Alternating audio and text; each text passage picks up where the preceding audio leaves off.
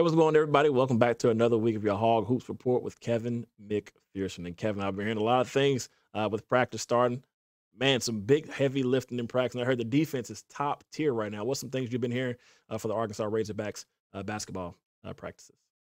Well, you said it. It's the defense, CJ. That's been we talk about that the last few segments, and they're Yep. really about halfway through, getting close to that midpoint of those limited summer practices. 4 hours a week on the court is all they get, and Eric Musman and his staff are going to make the most of that. But look, these guys are also going to get 10 extra full practices before they head off to that foreign exhibition tour. 4 games starting in Spain, wrapping up in Italy. Right. That's early to mid-August. So at some point in July, they're going to get 10 days of full practice. So they actually get to expand on those limited practices. So I think that's going to be a good thing for this team. But you bring up the defense. It's that collective length and athleticism, floor IQ. Eric Musman put out a graphic, I think, earlier today comparing Arkansas's average height and length to the NBA, and it's up there. It's basically on par, if not edging some out there. And yeah, that's going to be. If you look at, I keep saying it, if you look at what Arkansas's identity has been so far under Musman, it really starts at that defensive end.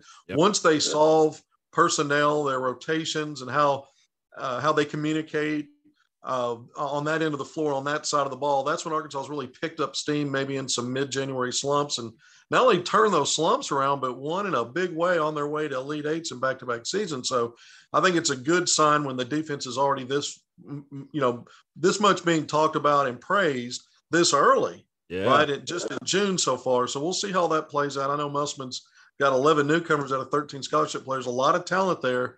3 5-stars who, by the way, CJ, I want to give an update on that. I continue to hear just how good these guys are. And, I just recently this past week put out my projection for a top 7 rotation. All 3 of those guys, Nick Smith Jr., Anthony Black, Jordan Walsh, are in there. You keep hearing about, some of the next level NBA type stuff that you see. Sometimes it's big wow plays, maybe not as consistent as they like, but it's getting there with Trevon Brazile, the 6'10" forward center transfer, very versatile guy from Missouri, was a freshman last year for the Tigers. And then Ricky Council, the 4th, I'll lump him in there. I've been hearing a lot of things about him. The transfer from Wichita State. Now, I don't know, with Musman, it's about the rotation. It's not necessarily who starts or comes off the bench.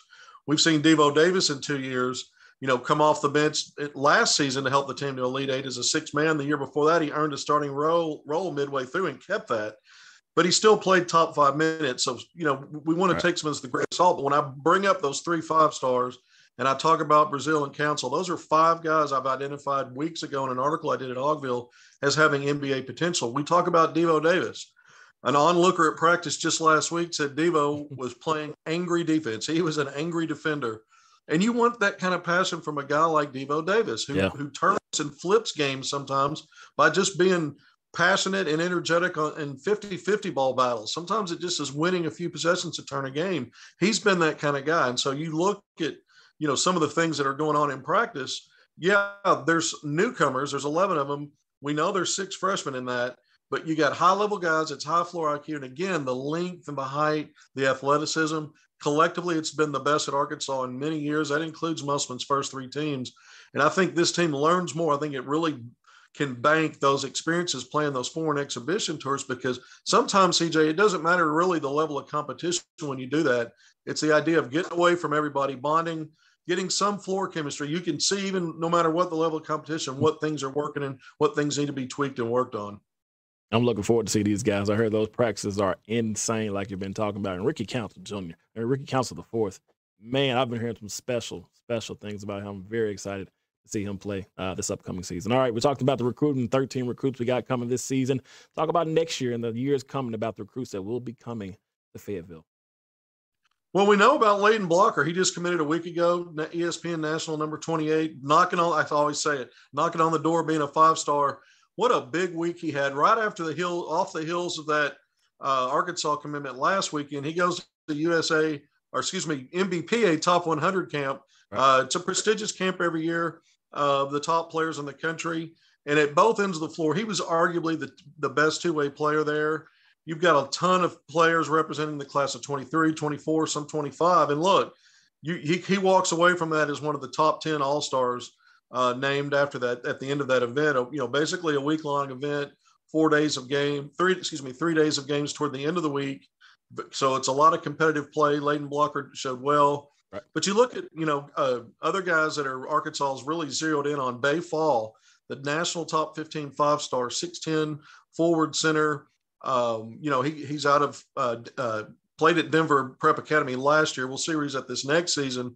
But he's a guy that took an unofficial visit to Arkansas for the Arkansas-Kentucky basketball game back in February. I expect he'll take an official visit, but a big week for him as well.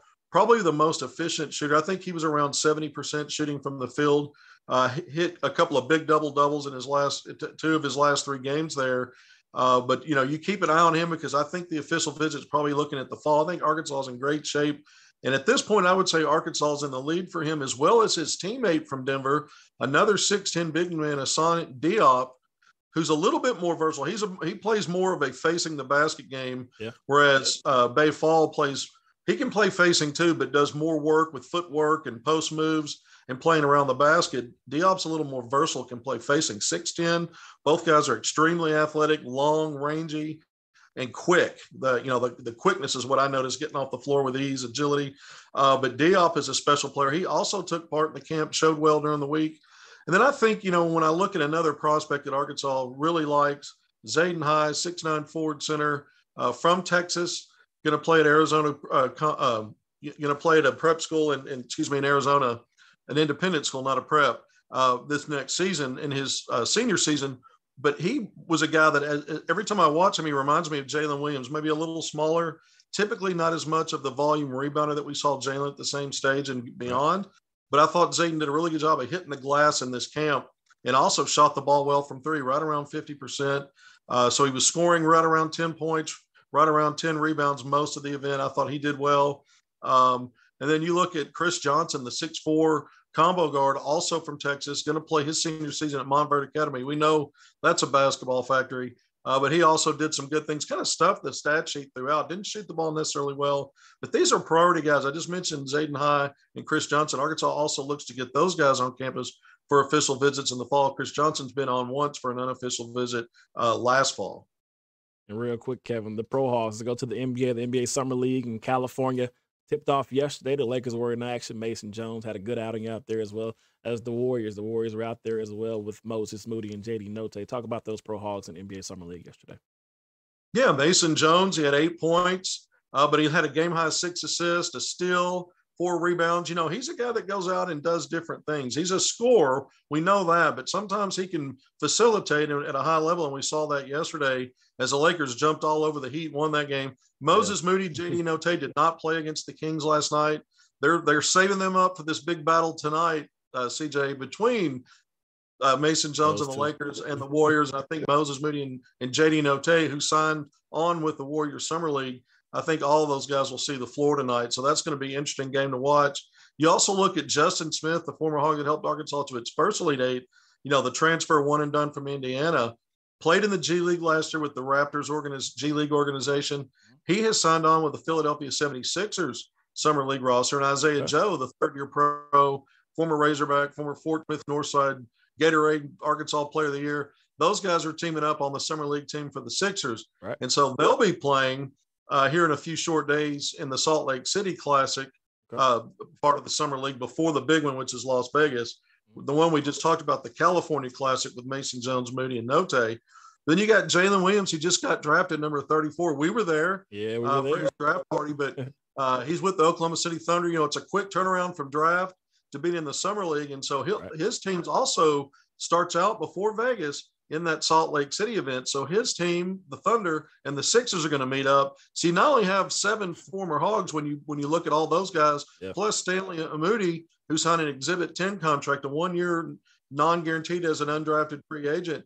He's with the Detroit Pistons Summer League. So you got 7 Pro Hogs in the Summer League, and you got several of them going head-to-head and some playing together. So this is, to me, it's appointment television already, even though the 21-22 season just wrapped up and crowned the Golden State Warriors champion just a few weeks ago. I mean, it's off and running, and it's hot if you're a Hog fan. Oh, it is going to be hot. That court is going to be even hotter. We got 3 Hogs tonight on NBA TV. Oh, my goodness. Warriors and Lakers, and also Isaiah Joe just had a birthday. I think it was yesterday, wasn't it, Kevin? That's right. 23 years old, Isaiah Joe. He'll be a third-year pro. We know that he came out after his sophomore season and if you look at the success in the NBA with Arkansas drafts, last 4 drafts, Daniel Gafford, then it was Isaiah Joe in 2020. You had Moses Moody, the program's first one and done lottery pick, number 14, and now an NBA champion with rotation minutes in the playoffs as a 19-year-old. I'm still trying to wrap my mind around that. And that 2021 draft, and now Jalen Williams. So I think Arkansas, we just talked about what this current Arkansas team has, probably its most talent. I think we might see more than one Hog next year, CJ, when Arkansas makes it 5 drafts in a row. I think this time we're going to see more than one Hog drafted. That hasn't happened in a while. I'm looking forward to it. I'm sure we're both going to be in action for another draft party next year. Kevin, it's always good as it is every week, man. I appreciate you stopping by. Good to be with you, CJ. Thank you. We got more Pick Trail coming up after the break. Make sure you guys don't go anywhere.